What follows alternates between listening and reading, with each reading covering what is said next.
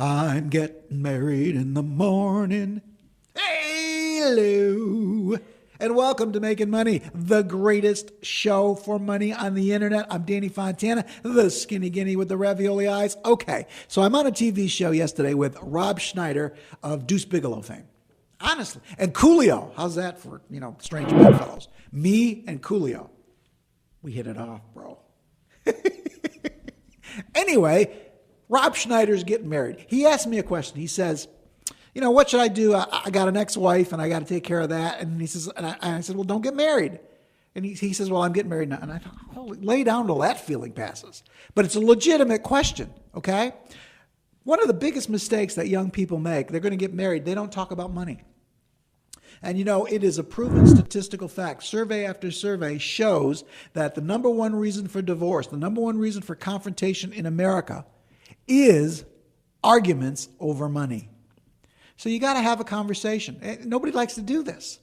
And it's difficult. I know it's difficult, but it's really, really important that before you ask somebody to marry you, that you sit down and you ask some basic questions. What do you want to know? Here's the first thing I'd want to know.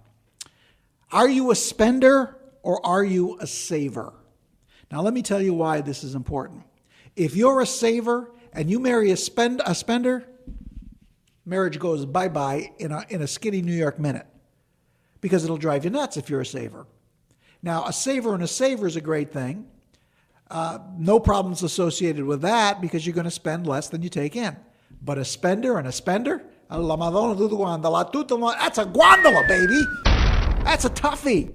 You guys are going to spend yourself into oblivion. I used to date a girl.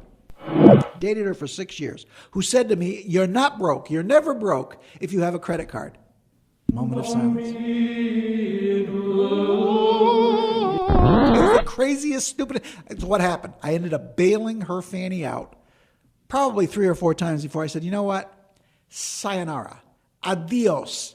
Nice to know you. Because she just, you'd pay it off and she'd swear she'd never run the bills up again and she did it again. Okay? So you got to have this conversation. You have to know. Now, what if you've already got a spender and you're a saver? You need to know what you're getting into. So you need to sit down with your intended and say, give me the balances. Because the second you tie the knot, you're on the line. You are on the hook.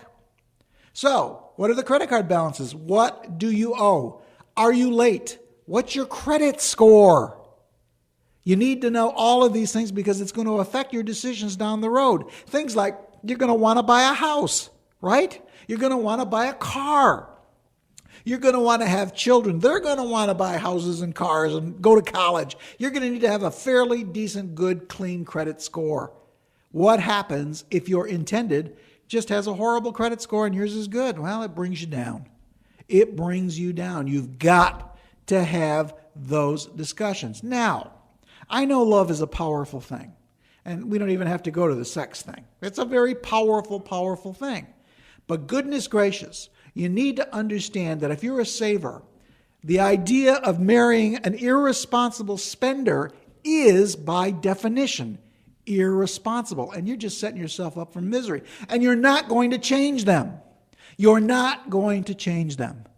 That's the thing. I really want to get this across to you. They're not going to change their characteristics just because they married you. A spender is not going to stop spending because she's afraid it's going to displease you. That's not, or he. That's not going to happen. All right? This is emes here. That's Yiddish for the truth. What I'm giving you is tough love here.